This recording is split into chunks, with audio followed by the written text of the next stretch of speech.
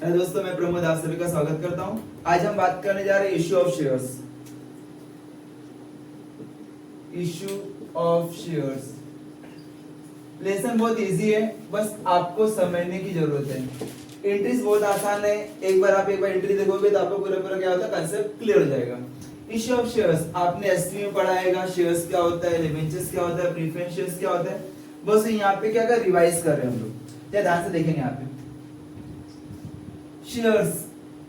जब भी कोई कंपनी को पैसे का रिक्वायरमेंट होगा, कंपनी को पैसे का जरूरत पड़ेगा तो पैसा लेगा। कहां से लेगा? पब्लिक से लेगा। मान लीजिए मुझे बिजनेस स्टार्ट करना है, मुझे रिक्वायरमेंट है कैपिटल का, और वो कैपिटल हमारे पास दो ऑप्शन पहला फिक्स है। पहला या तो मैं खुद का पैसा लेके आएगा, ओन फंड्स, और दूसरा मैं कर्जा लेगा, बोरोड फंड्स। दो ही तो ऑप्शन है ना मेरे पास। अगर मुझे बिजनेस स्टार्ट कर रहा है, कंटिन्यू कर रहा है, तो उनको कैपिटल का रिक्वायरमेंट होगा। कैपिटल कहां से आएगा? या तो खुद का पैसा या तो बोरो फंड्स। ओन फंड्स में दो पार्ट हो सकते हैं, equity share capital, preference share capital. या तो मैं इक्विटी से पैसा लेगा या प्रीफरेंस शेयर से पैसा लेगा, ये ओन फंड्स में। बोरोड्स में मैं क्या करेगा? डिबेंचर से कर्जा लेगा या बैंक से लोन लेगा, डिबेंचर, बॉन्ड, कुछ परचेज बॉन्ड्स। ये हम लोग क्या करते हैं, बोरो फंड्स मेरा एक जरिया है। अगर मुझे कर्जा लेना है तो या मैं बॉन्ड से इशू करेगा या डिबेंचर से इशू करेगा या बैंक से लोन लेगा। और मेरा खुद का पैसा रहेगा, ओन फंड्स रहेगा, तो मैं इक्विटी शेयर इशू करेगा और प्रीफरेंस शेयर इशू करेगा। अभी इस लेसन में आपको इक्विटी शेयर्स और प्रीफरेंस शेयर्स दोनों के बारे में पढ़ना है। मतलब एंट्रीज है, और एंट्रीज में एक आध दो क्वेश्चंस प्रीफरेंस शेयर्स का हो सकता है, बाकी सभी क्वेश्चंस इक्विटी शेयर्स का रहेगा। पहले इसमें टर्म्स देख लेते हैं, क्या क्या वर्डिंग यूज होते हैं। Equity shares, main focus equity shares पे करना, क्योंकि एग्जाम में इक्विटी शेयर्स के बारे में क्वेश्चंस पूछेंगे। और कोई भी कंपनी हो, अगर उसने शेयर्स इश्यू किया है तो पूरा एक साथ पैसा नहीं मांगता। अगर एक शेयर की कीमत 10 रुपए है तो क्या करेगा? पार्ट में डिवाइड करेगा। मान के चलो एक शेयर का कीमत फेस वैल्यू कितना है? 10 रुपीज है। फेस वैल्यू कितना है? 10 रुपीज है। वो 10 रुपीज वन टाइम नहीं लेगा, क्योंकि पता है भाई एक साथ पैसा लेके जरूरत क्या रहेगा। अगर मुझे थोड़ा काम आएगा, थोड़ा पैसा में यूटिलाइज करेगा, तो उस केस में थोड़ा रुपीस अमाउंट क्या करेगा? पब्लिक से लेगा। 10 रुपए का शेयर है तो 10 में क्या करेगा? पहले मैं बोलेगा भाई एप्लीकेशन मनी पे कर दो। मतलब जब भी आप अप्लाई करोगे तो अप्लाई के साथ साथ आपको कुछ 2 रुपीज, 3 रुपीज, 4 रुपीज, जो भी कंपनी की पॉलिसी होगी, जो कंपनी को जितना भी अमाउंट रिक्वायरमेंट रहेगा उसके हिसाब से क्या करेगा? आपसे पैसा कलेक्ट करेगा। ध्यान से देना पे। एप्लीकेशन के साथ मैंने बोला 2 रुपए लेगा। मान के चलो मैंने 1 लाख शेयर्स इशू किया, 1 लाख शेयर्स में हर एक लोगों ने 2 रुपए दिया, मतलब मेरे पास 2 लाख रुपीस आया। 2 लाख रुपए मेरे पास आया, 1 लाख शेयर्स मैंने इशू किया, तो हर एक से मुझे 2 रुपए लेना है, तो 2 लाख रुपए मुझे मिलेगा। कौन सा अमाउंट मिलेगा? वो एप्लीकेशन का। फिर जैसे मुझे वापस पैसे का रिक्वायरमेंट हुआ, मैं अलॉटमेंट मनी मांगूंगा। अलॉटमेंट हो सकता है मैं 3 रुपए मांगू। फिर फर्स्ट कॉल मनी, फिर सेकेंड कॉल मनी। ऐसा करते करते मैं क्या करेगा? पूरा 10 रुपीज क्लियर कर देगा। आपको 10 रुपए देना है, आपने 10,000 शेयर्स का डिमांड किया है, 10,000 शेयर्स आपने एप्लीकेशन दिया है, तो 10,000 मल्टीप्लाई 2 रुपया, 20,000 रुपए आपको तो पहले देना है, फिर 30,000 बाद में देना है, फिर 30,000 बाद में। जैसे जैसे मैं आपसे डिमांड करेगा वैसे वैसे आपको क्या करना होगा? अमाउंट मुझे पे करना है। यहाँ तक क्लियर है? ये बेसिक। और यहाँ पे जो क्वेश्चंस रहेगा, जहाँ पे आपने एप्लीकेशन बोला, हर एक का 2 एंट्री आपको पास करना। मतलब एप्लीकेशन का 2 एंट्री लिखना है, अलॉटमेंट का 2 एंट्री, फर्स्ट कॉल का 2 एंट्री, सेकंड कॉल का 2 एंट्री।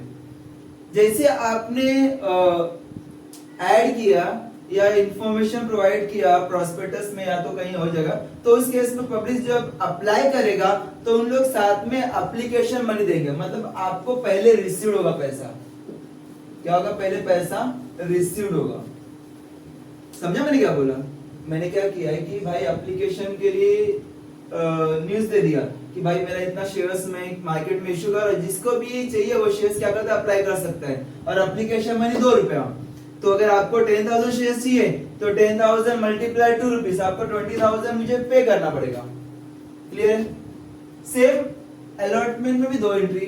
एक बार एप्लीकेशन हो गया, आपने एप्लीकेशन का पैसा मेरे को दिया, मैंने रिसीव किया, फिर आपके नाम पे मैं क्या करेगा, ट्रांसफर करेगा, मतलब कैपिटल में ट्रांसफर कर देगा। फिर वापस मुझे पैसे का रिक्वायरमेंट हुआ तो मैंने क्या किया, अलॉटमेंट मनी मांगा, मतलब मैं अभी डिमांड करेगा।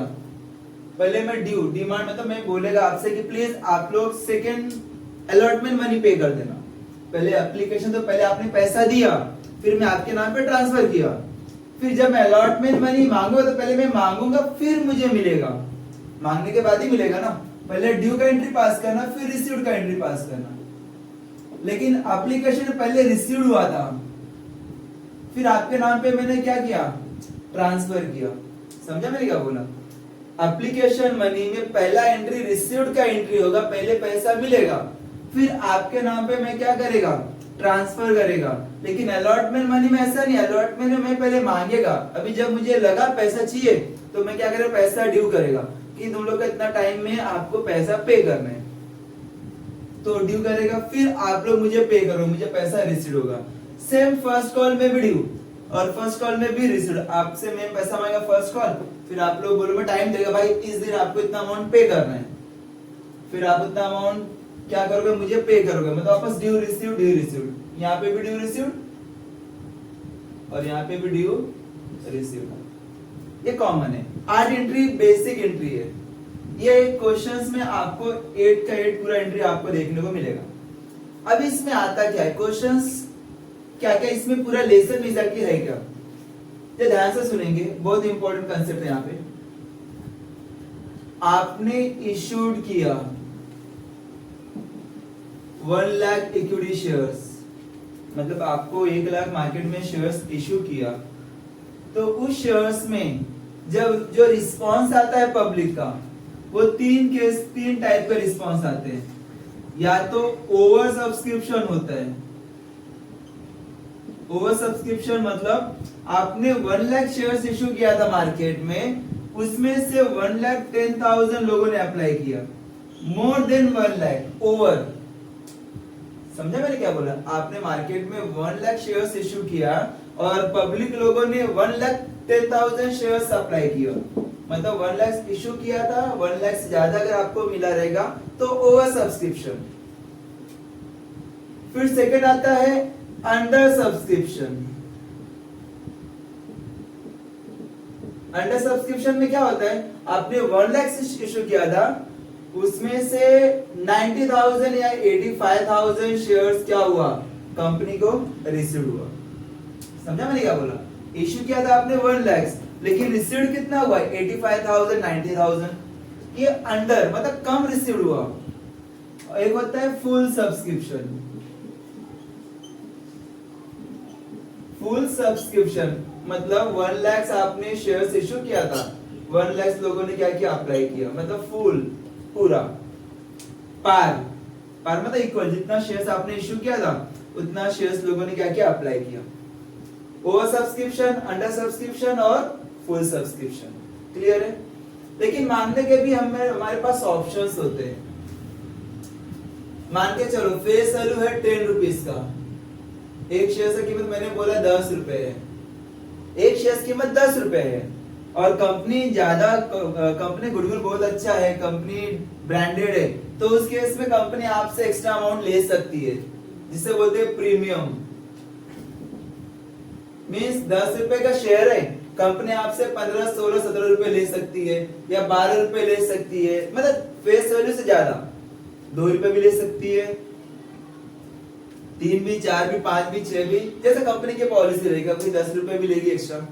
तो प्रीमियम मतलब फेस वैल्यू से ज्यादा, मोर देन फेस वैल्यू।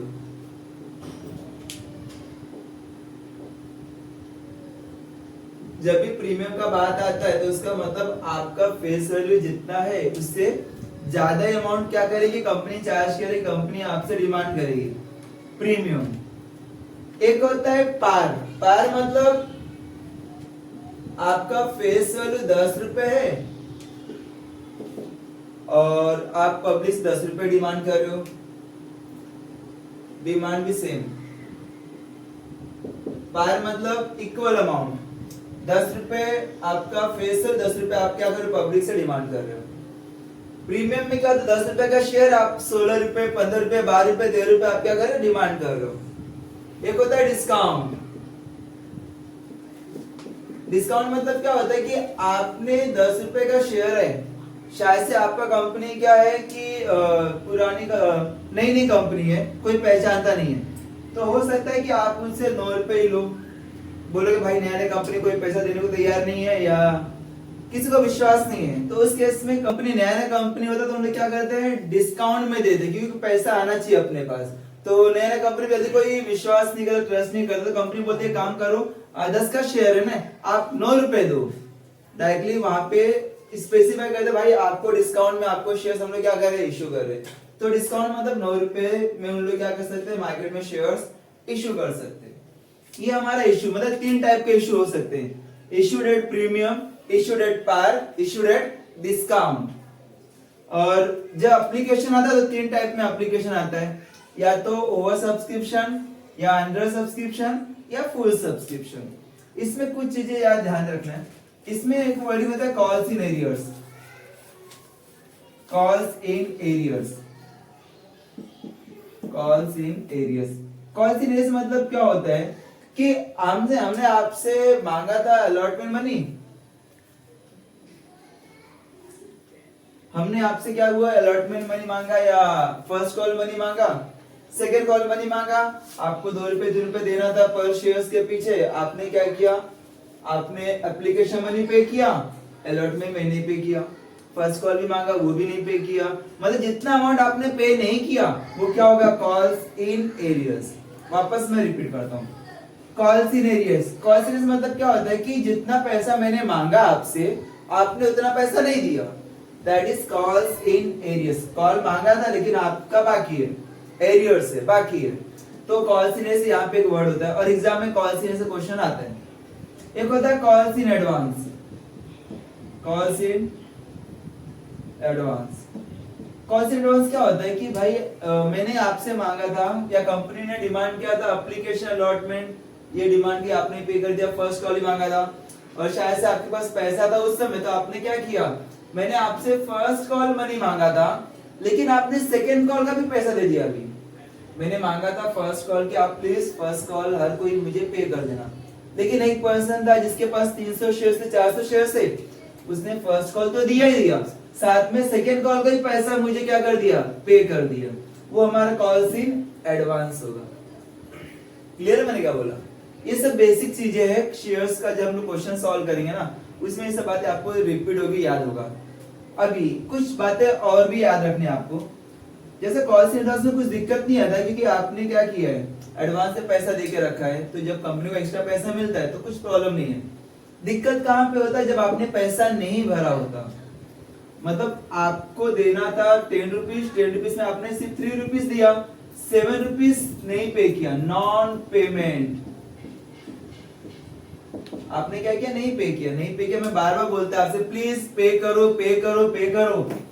7 रुपए बाकी है ना, आपको पे करना जरूरी है, आप नहीं पे कर रहे हो, मैंने आपको 1 लेटर भेजा कि प्लीज आप ये जो बाकी है आपका अमाउंट वो प्लीज पे करो, नहीं पे करोगे तो आपका शेयर कैंसिल कर देंगे। कैंसिल मतलब फोरफिटेड।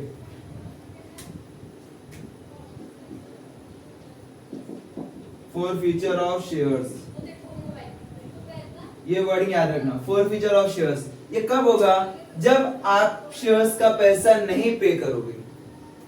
जब आप शेयर्स का पैसा नहीं पे करोगे तो उस केस में आपका शेयर्स क्या करेंगे, फॉरफिट कर देंगे, कैंसिल कर देंगे, और जितना पैसा आपने भरा रहेगा वो पैसा आपको रिफंड नहीं मिलेगा। समझा मैंने क्या बोला? आपसे 10 रुपए मांगा था, आपने 3 रुपए दिया या 4 रुपए दिया या 5-6 रुपए दिया, जितना पैसा नहीं दिया उसके बेस पे आपका शेयर कैंसिल हो जाएगा, और जितना आपने पे किया उतना पैसा आपको नहीं मिलेगा। ये फॉरफिटेड ऑफ शेयर्स है। ये सेम अगर आपके पास 500 शेयर्स थे, 500 शेयर्स में आपने 7-7 रुपए नहीं भरा, तो आपका शेयर कैंसिल हो जाएगा, और सेम कैंसिल होने के बाद सेम 500 शेयर्स मैं किसी और को क्या करेगा, रीइश्यू करेगा। समझा मैंने क्या बोला? वापस मैं रिपीट करता हूँ। मैंने आपसे मैंने मांगा था शेयर्स का पैसा कि भाई आपका 7 रुपए बाकी, आप 7 रुपए पे करो, अदरवाइज आपका शेयर कैंसिल कर देंगे। एक बार बोला, 2 बार बोला, वार्निंग लेटर भेज भेज के परेशान हो गए, आप नहीं पे कर रहे हो, तो मेरा फाइनल क्या रहेगा, आपका शेयर कैंसिल कर देगा। आपका शेयर वहां से शेयर सर्टिफिकेट से आपका शेयर का नाम, आपका नाम क्या है, कट कर देगा। कट करने के बाद वही सेम शेयर में किसी और को क्या करेगा, सेल कर देगा, मतलब रीइश्यू कर देगा। ये रीइश्यू। यहाँ तक क्लियर है? ये सब बेसिक चीजें है, समझ में आ रहा है क्या मैं क्या बोल रहा हूँ? बस ये बस कंसेप्ट समझ में आ गया तो पूरे का पूरे लेसन में यही बार बार क्या होगा, रिपीट होगा। इसमें एक और आता है वर्डिंग, प्रोरेटा। एग्जाम में 99% केसेस में आपको प्रोरेटा बेसिस पे क्वेश्चन पूछते हैं। प्रोरेटा ये बहुत ज्यादा इंपॉर्टेंट है एग्जाम में, क्वेश्चंस 99% केसेस में इसी के बेस पे क्वेश्चंस पूछते हैं। प्रोरेटा कब होता है, जब ओवर सब्सक्रिप्शन होता है। ओवर सब्सक्रिप्शन के केस में आपको प्रोरेटा के बेसिस पे क्वेश्चन सॉल्व करना है। सुनना ध्यान से, प्रोरेटा कंपनी अगर 1 लाख शेयर्स मार्केट में इश्यू करती है, कंपनी को रिसीव्ड है 1,20,000 शेयर्स, कंपनी इश्यू किया 1 लाख शेयर्स और कंपनी को मिला कितना, 1,20,000 शेयर्स, तो उस केस में एक्स्ट्रा कितना है, 20,000 है। एक्स्ट्रा कितना है, 20,000 शेयर्स का एक्स्ट्रा पैसा मिला। अब ये शेयर्स का कंपनी के पास 2 ऑप्शन होते हैं, या तो कुछ रिफंड करना या तो प्रोरेटा बेसिस पे एडजस्ट करना।